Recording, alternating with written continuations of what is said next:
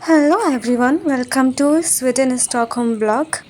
तो मैंने अपनी ट्रिप की शुरुआत की सुबह सुबह उठ के ब्रेकफास्ट लेके, और ये हमने मेट्रो पकड़ी है और मेट्रो से हम जाएंगे गमलास्तान।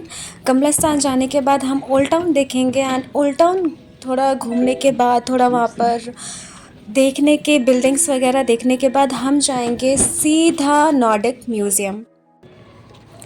तो गमलास्तान पहुंचने के बाद यहाँ का कुछ नज़ारे ऐसे रहते हैं, मैं सिर्फ देख रही थी यहाँ वहाँ यहाँ की जो बिल्डिंग्स हैं, मैं सिर्फ वो देख रही थी और इतना अच्छा सामने ब्यूटीफुल सुंदर सी वॉच थी, मैं वो देख रही थी।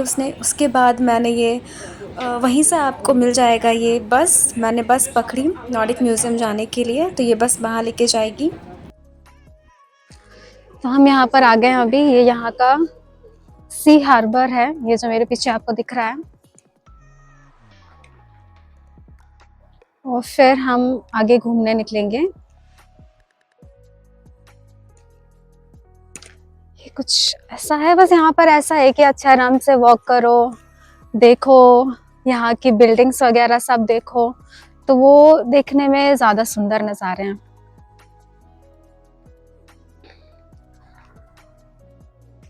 मुझे यहाँ पे काफ़ी ठंड लग रही है एक्चुअली बिल्कुल, क्योंकि पानी के पास में है। फिर हम यहाँ से अभी जाएंगे थोड़ी देर में म्यूज़ियम, तो म्यूज़ियम ले चलते हैं आपको। म्यूज़ियम में घूमेंगे, वहाँ देखेंगे कि वहाँ हमें क्या देखने मिलता है। तो चलो चलते हैं म्यूज़ियम। ये हम यहाँ से ब्रिज क्रॉस करते हुए फिर वो म्यूज़ियम जो दिख रहा है आपको, वहाँ पर हम जाएंगे। और जब मैं ये व्यू शूट कर रही थी ना, तो मेरे माइंड में ना सिर्फ यही चल रहा था कि कब अंदर जाएंगे म्यूज़ियम, नॉर्डिक म्यूज़ियम के अंदर जाएंगे और जो यहाँ पर ठंड लग रही है ना, वो नहीं लगे।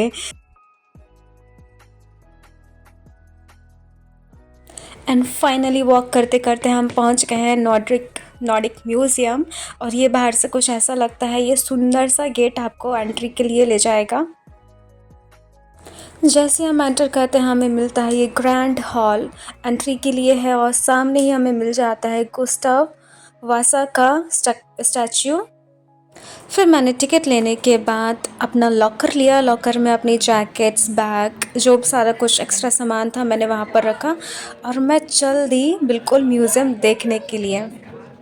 और जैसे जैसे मैंने ये म्यूज़ियम देखना शुरू किया, मेरे मन में आई वाज लाइक वाओ, ये कितना सुंदर है। मतलब मेरे को यही आ रहा था, एक एक चीज़ आके आपको मैं बहुत डिटेलिंग में दिखाने वाली हूँ कि एक एक चीज़ कितनी सुंदर है, आपको मालूम चलेगा।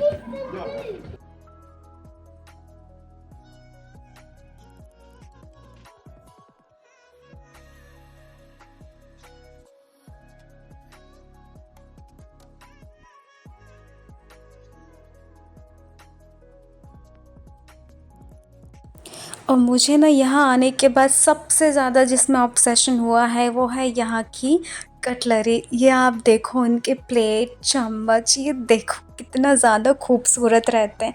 इनकी वॉच भी मतलब कितनी ज़्यादा खूबसूरत है। तो मुझे बहुत ऑब्सेशन हुआ है ये सब देख के कि why we are not using. हमको भी अभी ऐसा सब यूज़ करना चाहिए। हम क्यों ग्लास में आ गए स्टील के, हमको भी ऐसे ही सामान यूज़ करना चाहिए। ये यहाँ पर ये जो सारी चीज़ें हैं ना, तो इन इन सारी चीज़ों के पीछे पर्टिकुलर एक हिस्ट्री है कि ये चीज़ें कब यूज़ होती थी, कहाँ यूज़ होती थी और कहाँ से लाया गया कल्चर में ये उनके। तो ये सारा पर्टिकुलर सारा हिस्ट्री बताता है उनका।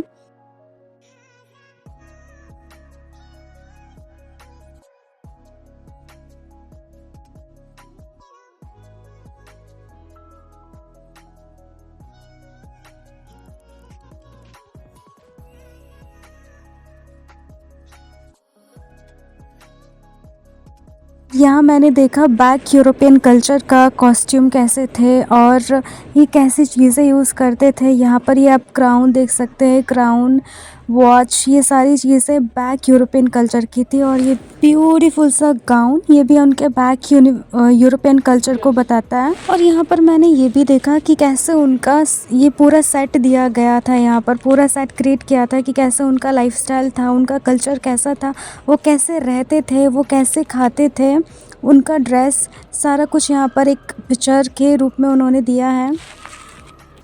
और पर्टिकुलर ये वाला सीरीज़ में बताता है कि इनका लाइफस्टाइल कैसा रहा था। और 1650 में ये लोग कैसे बर्तन यूज़ करते थे, कैसी चीज़ें यूज़ करते थे। और फिर उसके बाद ये आए आगे की उस पे 1650 से 1750 के बीच में ये लोग ने कैसे बर्तन यूज़ करे, कितना इवॉल्व किया ये लोग। और ऐसे ऐसे करके ये पूरा जो उनका क्या बोलूँ, जो सीरीज़ दी है इन्होंने, पूरा जो लगाया हुआ है, उसमें आप देखेंगे कि ये लोग अपनी खुद की सिंड्रेला वाली लाइफ जी रहे थे। मतलब ये जो अपने मूवी में देखा था ना कि सिंड्रेला वाले कप, टेबल, वार्डरोब, ये लोग खुद का इन्होंने ना अपना खुद का सिंड्रेला क्रिएट करके रखा था। ये अभी बर्तन देखो कितने सुंदर आ गए। और ये सिर्फ है हमारे 1780 से और समथिंग इतना से ये सीरीज़ चल रही है कंटिन्यू। और अभी और आगे देखते हैं यार, इनके जग देखो, जिसको प्यास ना लगी हो ना उसको पानी पीने का मन कर जाए जस्ट फॉर इनका जग इतना सुंदर है। और फिर इसके बाद आते हैं, ये शायद अभी के उसमें आ गए हैं अपन, ये 1780 से लेके 1830 के बीच में इन्होंने इतना बर्तन क्या ऐसे चेंज हुए, इनने अपना स्टाइल चेंज किया, बर्तनों का स्टाइल चेंज किया।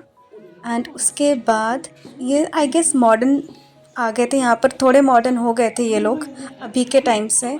इनके बर्तन में काफ़ी चेंजेस आ गए हैं, ये ग्लास काफ़ी ज़्यादा यूज़ करने लगे थे एज़ कम्पेयर टू जो पहले जो अपन ने देखा 15 to 16 में जो उन्हें ग्लासेस वगैरह यूज़ किया था, स्टील यूज़ किया था, अभी नहीं कर रहे हैं ये लोग।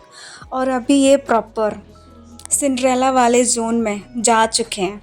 अभी इनका सिर्फ देखो आप।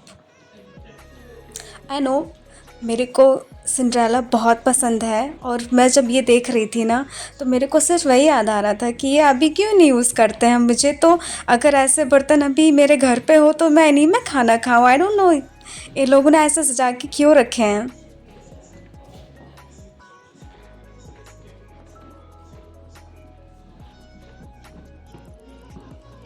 और जब आपके घर पे ऐसे बर्तन होते हैं तो फिर आपको गेस्ट को इनवाइट करने का और मन करता है, जस्ट बिकॉज़ आपको वो बर्तन उनके सामने यूज़ करने पड़ते हैं, उनको दिखाना होता है कि देखो मेरे पास कितने सुंदर सुंदर बर्तन हैं। तो ये पूरा अभी आ गए हैं 1950 में, अभी ऐसे बर्तन यूज़ करने लगे थे। ये दिख रहा आप फिश के टाइप का उन्होंने ट्रे बना के रखा है, फ़िश के टाइप का ट्रे बनाया है। ये मुर्गा आ गया, मुर्गा स्टाइल का उन्होंने कुछ बना के रखा है, आई डोंट नो। बाकी ग्लास प्लेट सब यही चल रहे हैं, सेरेमिक का चल रहा है सब कुछ, स्टील का भी यूज़ आई गेस। ये मुझे ऐसा लगता है कि ये कॉपर के बर्तन है। हाँ ये कॉपर यूज़ करने लगे थे, हाँ ये आई गेस कॉपर ही है। और इनका ये रहा द रॉयल डाइनिंग टेबल, ये देखो रॉयल डाइनिंग टेबल ऐसा लगता है। तो अब हमारा नॉर्डिक म्यूज़ियम का सफ़र यहीं पर ख़त्म होता है और हम अपने जाने वाले हैं अपनी नेक्स्ट लोकेशन जो है हमारी वासा म्यूज़ियम। तो चलो वहाँ पर देखते हैं कैसा क्या चीज़ें रहती हैं वहाँ पर। तो जो वासा म्यूज़ियम है ना, ये नॉर्डिक म्यूज़ियम के जस्ट बैक साइड है। तो अगर आपको वासा म्यूज़ियम आना है ना तो आपको नॉर्डिक म्यूज़ियम के रास्ते से आना पड़ेगा क्योंकि उसका बैक साइड है। और जैसे ही आप घुसते हैं वासा म्यूज़ियम में और आपको ये ब्यूटीफुल सा शिप दिखता है, वाइकिंग शिप। और इसको देखने के बाद लगता है आप ना ये इतना बड़ा शिप है कि आप उसको एक डायरेक्शन से तो देख नहीं पाएंगे। लाइक आपको अगर फ्रंट देखना है तो आपको थोड़ा और आगे जाना पड़ेगा, बैक देखना है तो आपको और उस साइड जाना पड़ेगा। तो ये इतना बड़ा शिप है कि आप उसको खड़े होकर एक साइड से तो पूरा देख ही नहीं सकते। बट बहुत ब्यूटीफुल सा शिप है और बहुत अच्छे से उन्होंने रखा हुआ है, मज़ा आ जाता है देखने के बाद।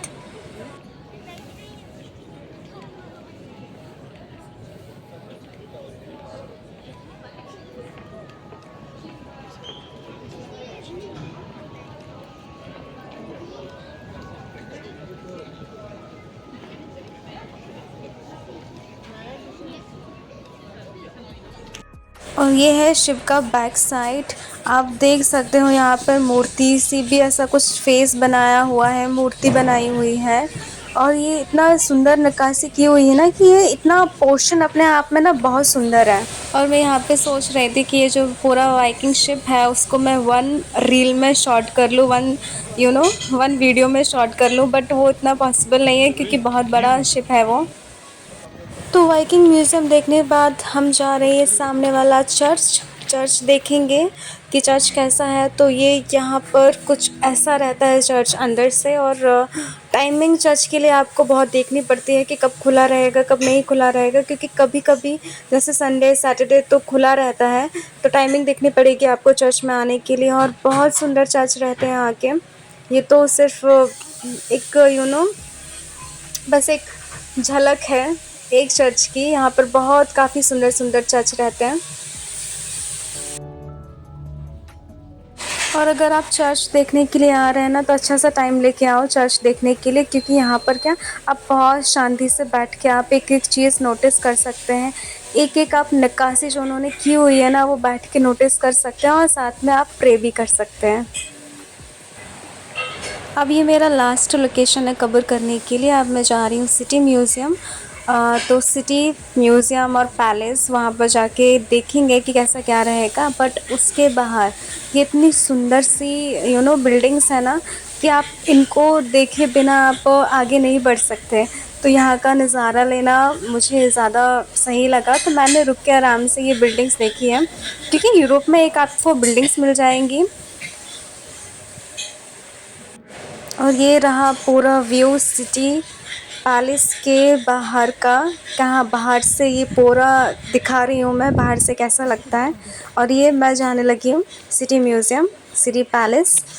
तो ये यहाँ पे गार्ड खड़े ही रहते हैं। आई नो उनका ड्यूटी चेंज होता है नहीं होता, बट मेरे सामने हुआ था उनका ड्यूटी चेंज, तो मैंने वो भी देखा था। मैं आई गेस रिकॉर्ड करना भूल गई कि उनका ड्यूटी कैसे चेंज होता है, तो वो मैं भूल गई। बट अभी मैं जा रही हूँ सिटी पैलेस। ये पूरा एंट्री है। मेरे फ़ोन की बैटरी बिल्कुल डेड होने को आई थी तो यहाँ पर मैंने रिकॉर्ड नहीं किया है अंदर। तो सिटी पैलेस घूमने के बाद मैंने अपनी इवनिंग स्पेंड की बिल्कुल ये सी साइड में। बहुत ज़्यादा इवनिंग में अच्छा लगता है यहाँ पे। हाँ, थोड़ी हवा रहती है अगर आप ठंड के टाइम पे आ रहे हो, हवा लगेगी, बट सनसेट देखने के लिए परफेक्ट जगह है। आप आराम से बैठ के यहाँ पर सनसेट एंजॉय कर सकते हैं। आप व्यू एंजॉय कर सकते हैं यहाँ पर कैसा क्या रहता है। और बहुत ही रिलैक्सिंग लगता है कि आपने जो दिन भर की थकान है आपकी, वो यहाँ बैठने के बाद आपका सब रिलैक्स मिल जाता है। आप अपनी ट्रिप एक गुड नोट पे एंड कर सकते हैं यहाँ पर। तो मैंने अपना ट्रिप यहाँ पर ख़त्म किया। Thanks for watching.